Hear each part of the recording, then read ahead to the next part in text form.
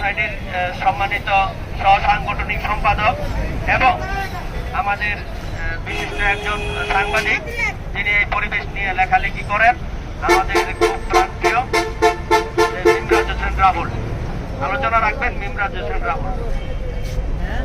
ধন্যবাদ পরিবেশ রক্ষা উন্নয়ন সোসাইটির সম্মানিত চেয়ারম্যান মোহাম্মদ হোসাইন ভাইকে। আপনারা ইতিমধ্যে দেখেছেন সোনারগাঁয় বিভিন্ন জায়গায় বিভিন্ন দুর্ঘটনা এবং ময়লার বাগান সম্পূর্ণ পরিষ্কার পরিচ্ছন্নতায় কাজ করছে পরিবেশ রক্ষা উন্নয়ন সোসাইটি। রাস্তায় একটি কুকুর মারা গেলেও পরিবেশ রক্ষা উন্নয়ন সোসাইটির মাধ্যমে দেখা যায় রাস্তা থেকে অপসারণ করা হয়।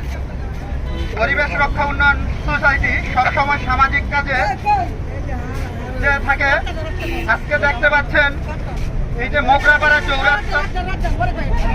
চৌরাস্তা, এই যে ত্রিভুজের এইখানে ময়লার বাগান পরিবেশ রক্ষা উন্নয়ন সোসাইটির উদ্যোগে আজকে পরিষ্কার হচ্ছে।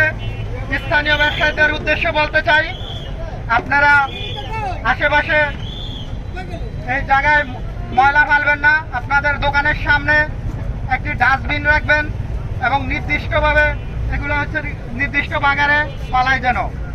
ধন্যবাদ পরিবেশ রক্ষা উন্নয়ন সোসাইটি এবং আমার সংগঠন মানবদী সাহেবপাড়া যুব কল্যাণ সংস্থা থেকে পরিবেশ রক্ষা উন্নয়ন সোসাইটি এবং এই কাজে সংশ্লিষ্ট সবাইকে ধন্যবাদ জানাই। আসসালামু আলাইকুম।